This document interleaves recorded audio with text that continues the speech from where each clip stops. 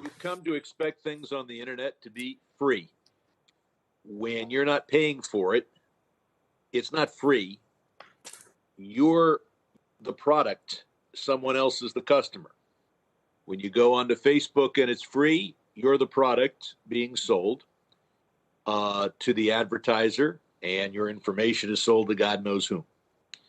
So we now have a system where we're telling investors that it's free to invest to buy and sell stock. There are two ways to pay the folks involved in Wall Street for buying and selling stock. One is a commission, and you know what it is. And so we discourage investors a little bit from buying and selling stock because they have to pay a commission, and they know they're paying a commission. The other way to do it is to give them a worse execution. Whenever there's a stock being purchased and sold, the market maker, perhaps Citadel, might be willing to sell the stock for $10.05, but will buy it for only $10. The difference is 5 cents. And so the issue is whether Robinhood and other people who are being told you get it for free are really getting it for free. Mr. Griffin, you're a market maker. You pay some brokers for order flow. You don't pay others for order flow. So when you pay for order flow, you're not making as much on the transaction. You have to pay some of that back to the broker. That's hidden the amount of that is hidden from the customer. The fact that it exists has perhaps recently been disclosed.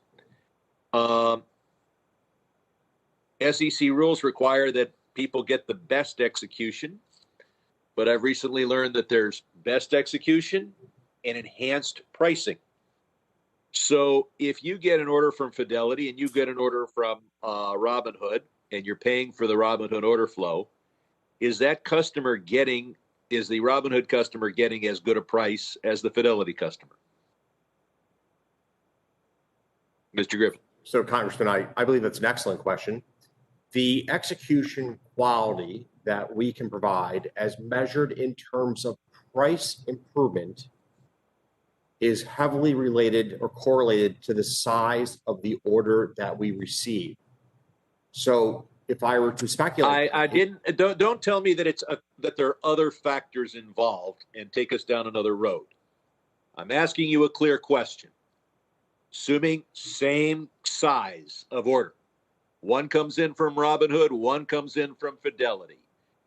Is it not true that one is going to get a enhanced best execution, and the other one is just going to get best execution? So as I was trying to explain, because the Robinhood order comes from a community of traders who tend to trade in smaller size. That isn't my question, sir. You're evading my question by making up other questions. Let me repeat. 2 identical orders come in. Same stock, same quantity. One's from Robinhood, one's from Fidelity. What happens? The quality of the execution varies by the channel of the order. This is a commonly understood phenomena in economics that channels matter. So, for example, when you go get a mortgage from JP Morgan to their clientele has a different rate of interest than a mortgage. Okay, reclaiming my time, sir. Who gets the better deal?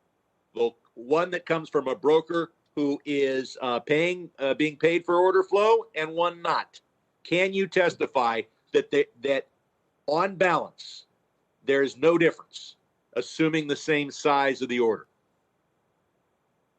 So, as I said earlier, size of the order is only one factor. You are doing a great job of wasting my time. If you're going to filibuster, you should run for the Senate.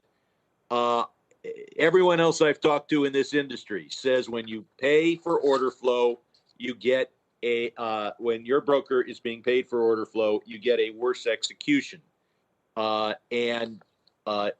Otherwise, you're in a peculiar circumstance where you're making more money on a Fidelity transaction than a Robinhood transaction.